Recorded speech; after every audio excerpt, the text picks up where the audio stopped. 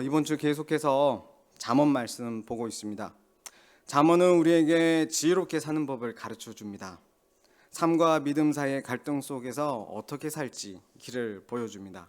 이 잠언은 한자어인데 마치 병든 몸에 놓는 침처럼 푹 찔러오는 격언이라는 의미를 가지고 있습니다.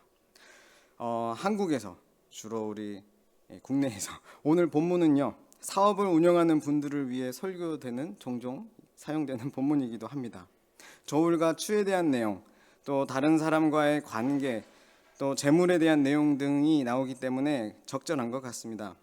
공정함과 겸손함, 정직함과 성실, 그리고 정의롭게 행할 것을 말하고 있습니다. 그러나 오늘 본문은 그리스도 안에서 의인이 된 우리 모두에게 하시는 말씀입니다.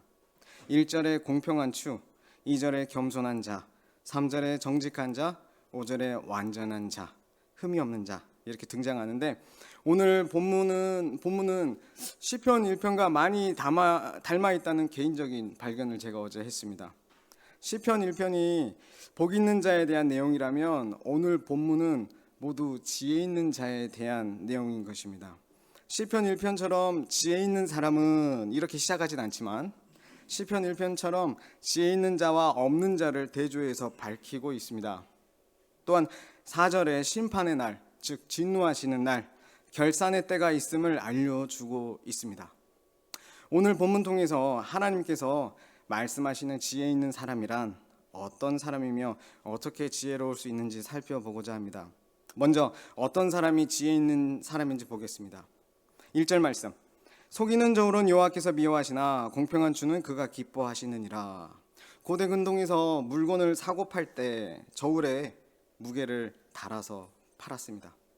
한쪽엔 물건을, 한쪽엔 추를 올려놓아서 양팔 저울이 평형이 되면 값을 지불한 것이죠.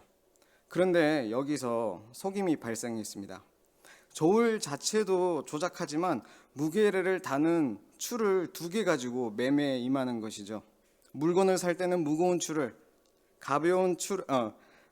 물건을 살 때는 무거운 추, 가벼운 추를 올려놔야 되겠군요.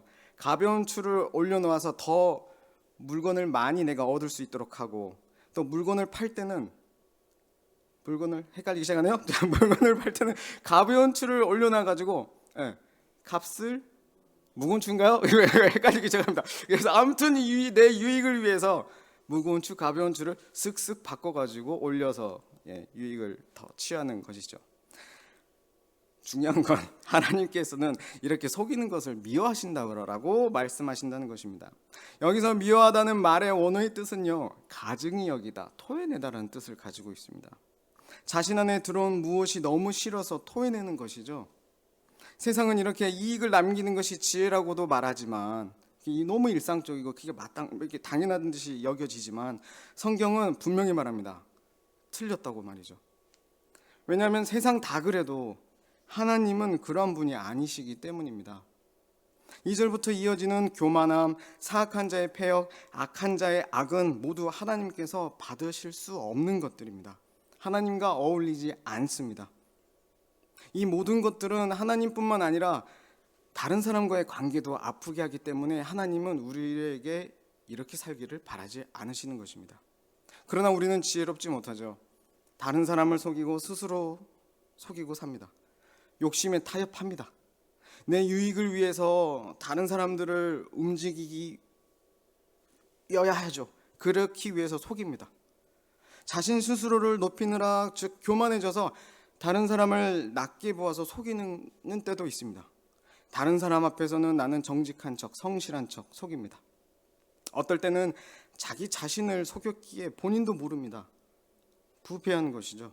패역한 것이죠. 스스로 알고 있다, 지혜롭다는 교만한 태도가 하나님 말씀에 대해 무감각하게 만들기도 하고 본인 스스로 속이고 있다는 것도 모르게 만들어냅니다. 마치 자신만의 무게추를 가지고 다니면서 하나님과 다른 사람을 아프게 할 수도 있다는 것이죠. 내 속이는 저울에 나의 공정함, 나의 겸손함, 나의 성실, 나의 정의로움, 이것들을 내 유익에 따르는 악함에 따라 추를 바꿔가면서 잰다는 것입니다. 세상은 다 그렇게 산다고 얘기합니다.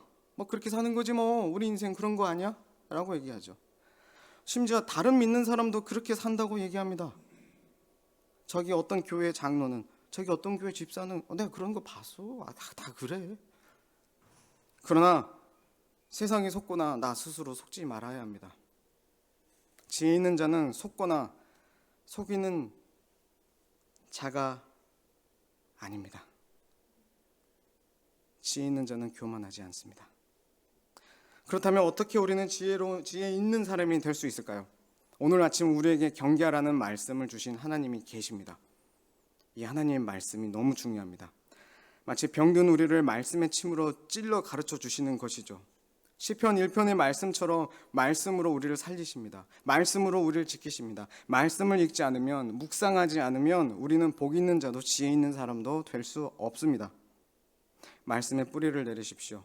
말씀의 기준이 없으면 우리는 자기 자신을 그리고 남을 속이는 자가 되는 것입니다.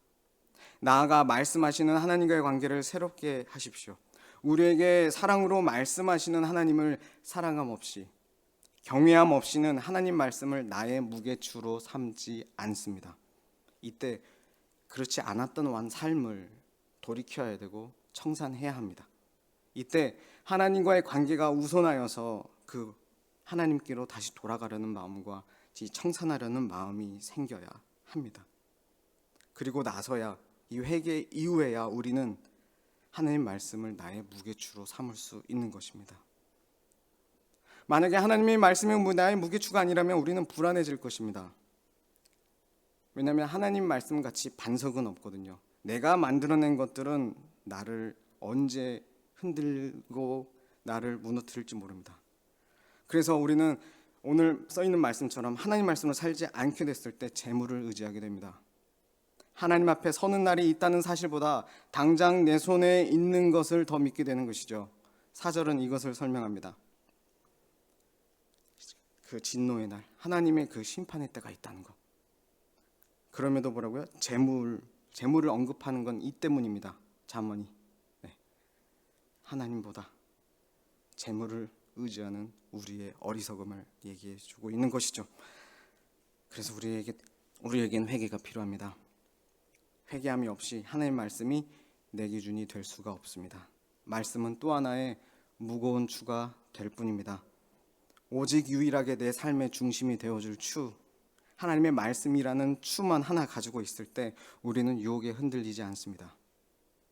평안함 가운데 그 추를 세상과 다른 사람 앞에서 떳떳이 그리고 겸손히 저울에 올려놓을 수 있습니다.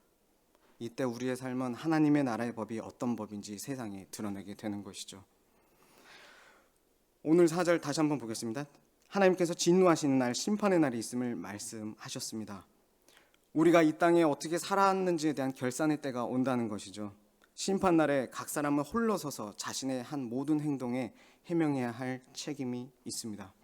그때는 아무리 많은 재물이나 착한 기부도 하나님과의 화해를 사지 못할 것입니다. 하나님의 심판대 앞에서 우리는 무엇을 올려놓을 수 있을까요? 그날에는 오직 하나님을 향한 사랑과 하나님께 드리는 순종만 계산될 수 있을 것입니다. 그러나 내가 올려드릴 무게추가 있을까요? 여러분이 오늘 당장 하나님께 올려드릴 어떤 무게추가 있으십니까? 우리가 올려드릴 것이라고는 우리의 믿는 바 예수님밖에 없습니다. 오늘도 이 복음을 붙잡으십시오. 예수님은 우리 죄의 추를 짊어지고 십자가에 달리셨습니다. 예수님은 우리의 교만과 불의, 속임과 거짓을 모두 십자가에서 없애셨습니다. 하나님의 사랑과 공의를 예수님께서 십자가에서 평형을 이루셨습니다. 예수님은 이제 우리의 공의의 무게추가 되신 것입니다. 우리 예수님이 참된 지혜가 되시는 것입니다. 고린도전서 1장 30절은 이렇게 선포합니다. 그리스도는 우리에게서 난 것이 아니요 하나님께로부터 나서 우리에게 지혜와 의로움과 거룩함과 구속함이 되셨다. 아멘. 우리가 자랑할 것은 우리의 추, 우리의 지혜가 아니라 예수님 한 분입니다. 예수님은 공정하고 겸손하며 정직하고 성실하신 삶을 사셨습니다. 그 삶이 이제 우리의 것이 되게 하시는 것입니다. 이게 하나님께서 시작하신 구원을 예수님이 계속해서 완성해 가고 계시는 것입니다. 예수님은 우리 대신에 이 진노의 날을 감당하신 것입니다. 그래서 우리에게는 진노의 심판이 아닌 구원이 주어진 것입니다.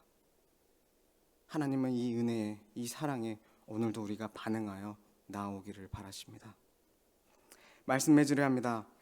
결론적으로 지혜 있는 사람이 되는 방법, 이 방법은 오늘 말씀에 써 있습니다. 내 지혜의 양과 질에 대해서 얼마나 확신하는가가 아니라 하나님 보시기에 공정하고 하나님 보시기에 겸손하며 하나님 보시기에 성실하고 정직하며 정의를 행하는 자입니다. 정리합니다. 첫째, 말씀을 무게추로 삼으십시오. 매일의 선택과 판단에 예수님이라면 성경은 어떻게 말씀하시고 계실까? 하나님은 어떻게 말씀하고 계실까를 기준 삼으십시오. 살펴보십시오. 두 번째, 겸손히 회개하고 예수님을 의지하십시오. 내 저울은 항상 기울어져 있습니다. 내 지혜는 늘 부족합니다. 그러나 예수님이 내 무게추가 되실 때 나는 흔들리지 않는다는 사실을, 이 복음을 붙잡으십시오. 그리고 세 번째로 하나님 앞에 살아가십시오. 오늘을 이 말씀 되신 예수님과 함께 살아가는 것입니다. 진노의 날 우리는 하나님 앞에 우리는 설 것입니다. 그날은 우리에게도 옵니다. 그러나 예수님을 믿는 자는 이미 결산이 끝났다는 것을 또한 이 복음을 붙드십시오. 우리는 두려움 대신 그 진노의 날에 감사와 예배로 하나님 앞에 설 것입니다. 오늘도 우리 이렇게 놀라운 복음을 주신 하나님을 찬양하면서 이 시간 기도로 나아가기를 원합니다. 기도로 나아가시겠습니다.